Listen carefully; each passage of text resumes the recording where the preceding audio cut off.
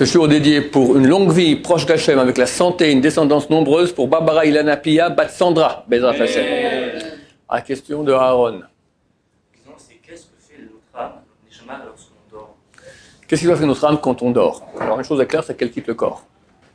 Maintenant évidemment, il y a plusieurs parties d'âme. Alors il y a une partie d'âme qui reste, qui fait qu'on continue à respirer, etc. Une fois un rave que j'avais dit, il y avait une chose qui me dit très très intéressante. Tu verras que quand tu dors, je m'excuse de parler de ça, c'est un peu cru, mais c'est intéressant quand même. Alors on fait des flatulences, mais jamais tu vas faire tes besoins. Donc tu dors, tu es capable de faire la nuance, en dormant complètement inconscient, mais tu sais maintenant faire en sorte que l'air sort et pas le reste. Donc on voit qu'il y a une partie de l'âme qui reste dans le corps pour gérer. Les autres parties, elles montent, et chacune va aller dans d'autres endroits, parce qu'on a plusieurs parties d'âme. Nefesh, Ruach, Neshama, Chaya, Yechida, etc. Maintenant, en fonction de notre pureté, en fonction de nos actions durant la journée, alors l'âme va aller dans un monde différent. Il y a les mondes qui sont les plus bas, qui sont des mondes de mensonges, des mondes de bêtises, des mondes de rien du tout. Alors on fait des rêves qui n'ont aucun sens.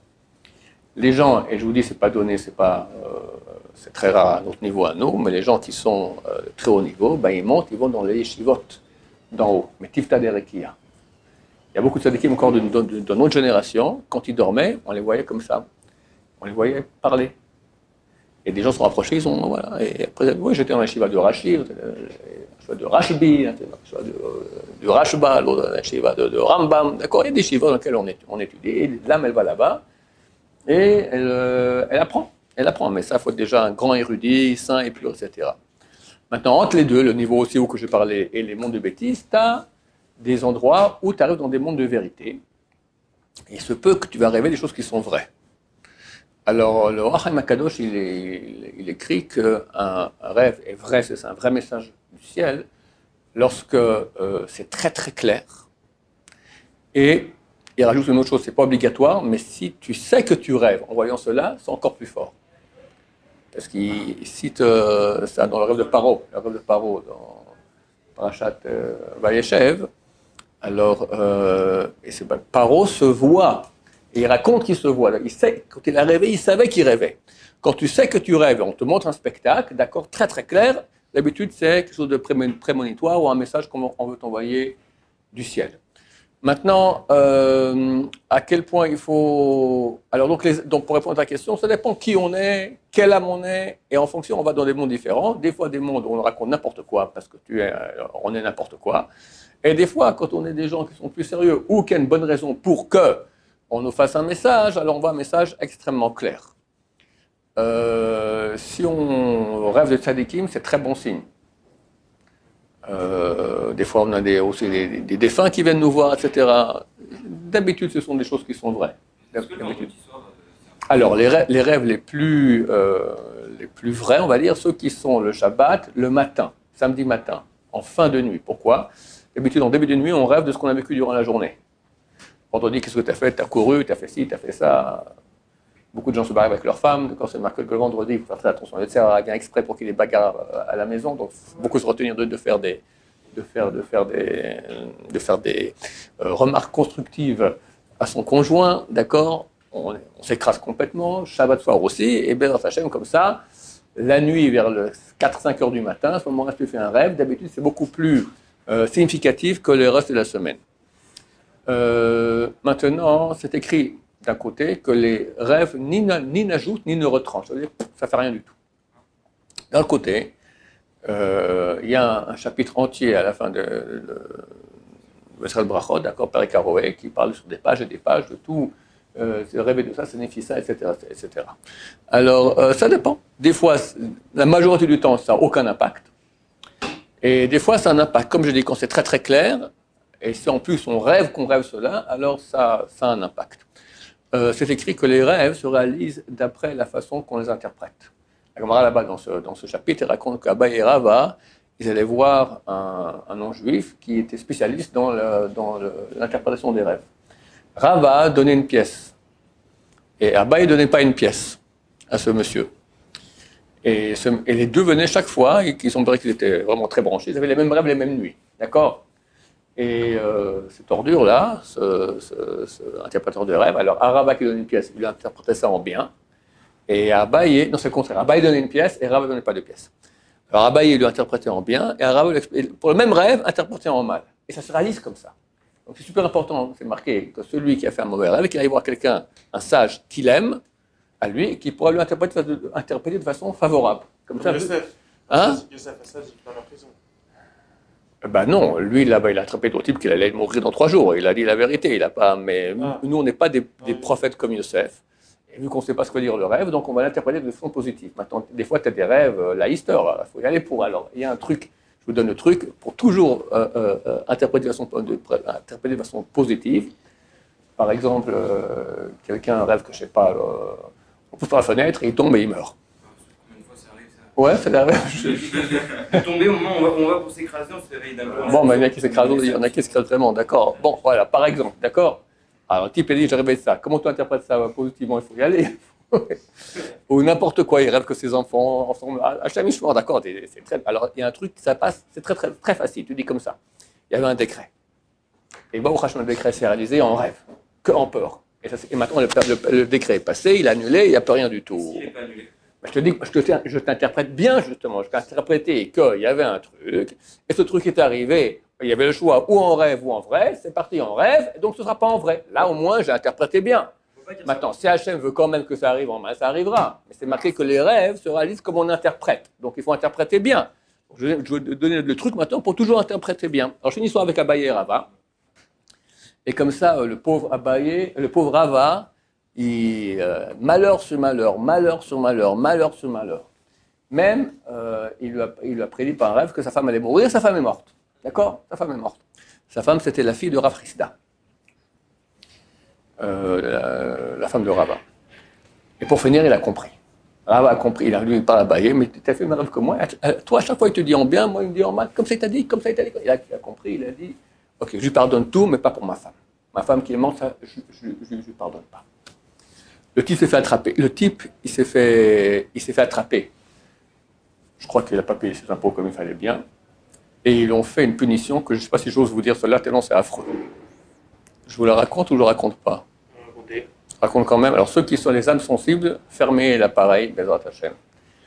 Ils ont pris 2 palmiers et ils les ont tirés comme ça vers le bas, comme ça, tac, tac, tac, tac, tac. Ils ont attaché une jambe à un palmier, une jambe à un autre palmier et ils ont ouvert. Ça te fait rire? Voilà.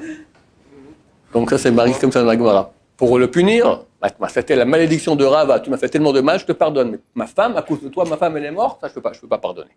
D'accord? On l'avait donc cette punition. Il avait qu'à pas interpréter en mal. Exprès, tu interprètes en bien à Abaye. Bien sûr. À Abaye, il expliquait bien. Pourquoi tu expliques mal à Rava? C'est simplement de la méchanceté. Voilà. Donc il y a un impact, la façon que nous interprétons. Sur les rêves. Maintenant, il y a certains rêves, c'est bien de jeûner quand on a fait un mauvais rêve. D'habitude, il faut jeûner. Quand on fait un jeûne, il faut prendre le jeûne sur soi pour après le mincha la veille. Mais c'est marqué que si on a fait un mauvais rêve, on peut jeûner directement, c'est valable. C'est valable et c'est marqué que c'est comme du feu sur de la sciure. D'accord? Ça brûle tout on peut même jeûner Shabbat pour cela. Shulchan Aruch, il donne dans le chapitre 288, il y a des gens qui disent, comme ça il dit, que pour ces rêves-là, c'est bien de jeûner. Entre autres, si on rêve qu'on perd ses dents, si on voit un Sefer Torah en train de brûler. Un éléphant sauvage. Pardon? Un éléphant sauvage. Non, c'est pas écrit ça. Dans le brachot, il est écrit. Les korottes, Beto, les pousses de sa maison brûlent, je crois, je ne suis pas certain. Et si on l'appelle à lire à la Torah, et qui doit être jugé. Ouais. Il y en a alors voilà, c'est dans le chapitre 288, alinéa 5 du Shulchan Aruch. Il y en a qui disent, il y a des personnes qui disent, enfin des poskim qui disent que on ne peut pas jeûner Shabbat pour un rêve, à moins qu'on ait rêvé cette chose 3 fois de suite. Et il y en a qui disent qu'aujourd'hui, personne ne jeûne pour des rêves, parce qu'on ne connaît pas l'explication des rêves comme il se doit, qu'est-ce qui est bien, qu'est-ce qui est mauvais. Et le monde dit que c'est écrit dans les livres antiques que pour 3 rêves, alors on jeûne à Shabbat. Donc c'est pas non plus forcé, c'est le monde dit que. Et c'est quoi? 1, celui qui voit un Sefer Torah qui est en train de brûler. 2, Yom Kippourim, au moment de la Naïla, la prière, c'est la fin en train de te juger. On signe maintenant ta sentence. Donc ça veut dire qu'on est en train d'être jugé, c'est pas bien. Et il y en a qui disent celui qui voit qui est en train de lire dans la Torah. Pourquoi? Parce que pour lire la Torah, c'est qu'on l'a appelé. Il y a allé, on dit son nom, toi viens, tu vas devant Dieu maintenant, on appelle ton nom, c'est-à-dire aussi que tu es jugé. Et il y en a qui disent celui qui voit qui se marie avec une femme. J'ignore pourquoi. Et celui qui voit qu'il perd ses dents, on parle des dents, mais pas s'il rêve que ses joues tombent. Les joues tombent, c'est un bon rêve. Ça veut dire que les gens qui avaient des mauvais plans contre lui ont été neutralisés. Et il semblerait que les rêves qui sont écrits dans le chapitre Aroé, donc ce fameux chapitre, dernier chapitre de Maseret Brachot, qui sont considérés comme mauvais, pour eux aussi, on peut jeûner pendant Shabbat. Voilà. Maintenant, peu de gens jeûnent. Ce qu'on peut faire à la place, c'est donner la tzedaka. La tzedaka, c'est marqué, il n'y a aucune mitzvah qui peut sauver de la mort ou des malheurs plus que la tzedaka. Tzedaka tatil milmavet. Et c'est clair que si on envoie un rêve pareil, on veut de nous quelque chose. Qu'est-ce qu'on veut? Un rapprochement d'Hachem. Donc, si quelqu'un a fait un mauvais rêve et il est inquiet, c'est bien de jeûner. S'il ne peut pas jeûner, c'est difficile. De toute façon, il faut donner la tzedaka, c'est important. Mais ça vaut la peine surtout parce que le but de l'opération, c'est que tu te rapproches d'Hachem. Donc, prends sur soi une chose supplémentaire dans le service d'Hachem. Moi, je recommande pour les hommes plus de Torah, parce que ce n'est pas une mitzvah plus grande que l'étude de Torah. Et pour les femmes, se prendre une chose supplémentaire dans la pudeur. Même les femmes extrêmement pudiques, on peut toujours plus. D'accord? Et de toute façon, bon, je ne vais pas dire, peu, d'habitude, il y a beaucoup de quoi faire. Il n'y a pas de plus grand tikkun pour les femmes que la tsniout. C'est dur, c'est ce dur qui répare, c'est ce dur qui évite que les malheurs viennent Bezrat Hashem. Voilà, sur les rêves, quoi d'autre? Il faut prendre le client au-delà, mais c'est quoi, c'est tout. Alors, je te dis, elle part dans des mondes qu'il y a entre Dieu et nous. Et en fonction de sa pureté et des choses qu'il a fait durant la journée, elle va plus ou moins haut. Il fait quoi là-bas? Il y en a qui étudient comme il y a des choses qui se passent au niveau kabbalistique. Elle reçoit une dose énergétique de vie dans la malchoute. Comme ça, c'est écrit. La preuve en est que tu reviens le matin et tu es en pleine forme. Alors que si on fait dormir quelqu'un, mais chaque fois qu'il rêve, on le réveille, au bout de 3 jours, il meurt. Donc on voit que ce n'est pas simplement le sommeil physique qui est nécessaire, mais qu'il se passe des choses très importantes par le fait qu'on rêve. D'ailleurs, le mot rêve en hébreu se dit chalom. Chalom, ça vient de la racine leachlim. Chalam signifie quelqu'un, il a guéri. Achlama meira, on dit à quelqu'un qui est malade, rapide guérison. D'accord? C'est exactement la même racine. Ça veut dire que ça guérit le corps. Pourquoi?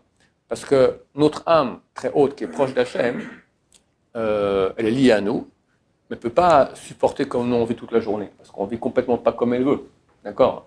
Elle aimerait que tu sois en Torah, en sainteté, et toi tu perds ta journée, tu perds ton temps, tu fais des bêtises, des péchés à Dieu. Alors le corps, il est éloigné de sa source. Alors quand il dort, quand le corps dort, donc quand je te parle du corps, je parle de l'âme qui est dans le corps.